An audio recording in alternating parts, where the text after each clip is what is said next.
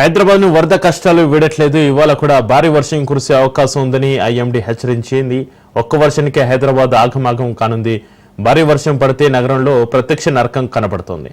IT జోన్లో అడుగు పెట్టలేని పరిస్థితి నెలకొంది. లోతట్టు ప్రాంతాలను వరద నీరు ముంచెత్తింది.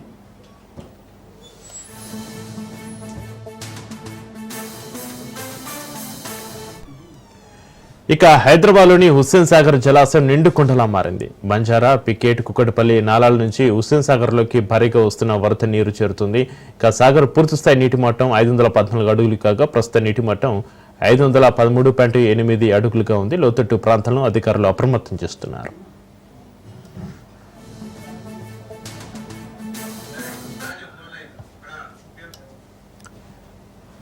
ఇక హైదరాబాద్లో వరదల కష్టాలకు సంబంధించి మరింత సమాచారాన్ని మా ప్రతినిధి రాజు ఫోలెండ్ అందిస్తారు. రాజు, ఇవాళ కూడా భారీ వర్షం కురిసే అవకాశం ఉందని ఐఎండీ హెచ్చరించింది. ఒక్క వర్షానికి హైదరాబాద్ ఆగమాగం అయిన పరిస్థితిని అయితే నిన్న మనం గమనించాం. రాజు,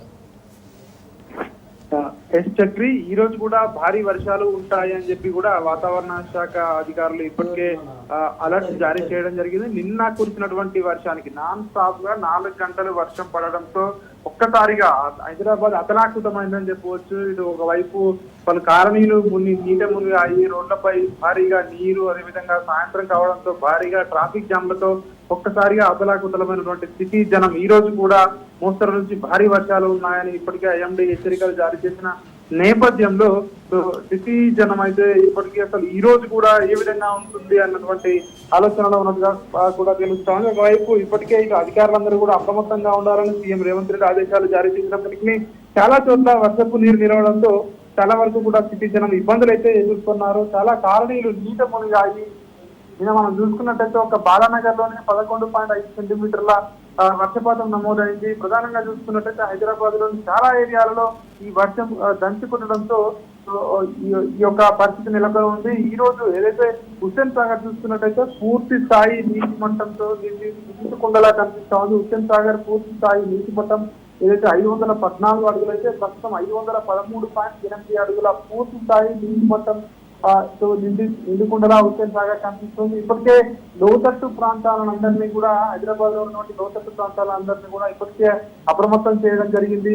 ప్రధానంగా ఏదైతే ఇంకా మిగతా ఏదైతే జలాశయాలు ఏవైతే ఉన్నాయో బంజారా, పికేట్, కుకట్పల్లి నాలాల నుంచి కూడా హుస్సేన్ సాగర్ లోకి భారీగా ఈ వరద నీరు వస్తున్నటువంటి క్రమంలో హుస్సేన్ సాగర్ ఇప్పటికే నిండుకుండలా మారినటువంటి పరిస్థితి కనిపిస్తా ఉంది. ఈ రోజు కూడా వర్షం పడితే జాగ్రత్తగా ఉండాలి అని చెప్పేసి కూడా ఇప్పటికే అధికారులు అలర్ట్ అయితే జారీ చేయడం జరిగింది. దీనికి సంబంధించి ఒకవైపు ఇప్పటికే జేసీబీ సిబ్బంది, హైడ్రా సిబ్బంది, అదేవిధంగా ఇతర సిబ్బంది కూడా, జలమండలి సిబ్బంది కూడా దీనికి సంబంధించి సహాయక చర్యల్లో ఎక్కడికక్కడ కూడా ఇబ్బందులు లేకుండా కూడా రోడ్లపైకి వచ్చి ఇట్లాంటి నీటి ఎక్కడైతే స్టాగ్నేట్ అయిందో వాటన్నిటిని కూడా క్లియర్ చేసే పనులు చేస్తున్నారు. చాలా కాలనీలు కూడా బురదమయంతో తీసుకొని పోయినటువంటి పరిస్థితి కనిపిస్తా ఉంది. చాలా ఏరియాలు ఏవైతే ఉన్నాయో సికింద్రాబాద్ నాలా ప్రాంతం కావచ్చు, పైగా కాలనీ కావచ్చు, సో ఇంకా ఇతర కాలనీలు కావచ్చు, అవన్నీ కూడా నీటిపోయినటువంటి పరిస్థితి కనిపిస్తా ఉంది. ఈశాన్య బంగాళాఖాతంపై కొనసాగుతున్న ద్రోణి వల్ల ఇంకొక 2 నుంచి 3 రోజుల వరకు కూడా ఇదే పరిస్థితి ఉండే అవకాశం కనిపిస్తా ఉంది అని చెప్పి వాతావరణ శాఖ అధికారులు చెప్తా ఉన్నారు. హైదరాబాద్ లో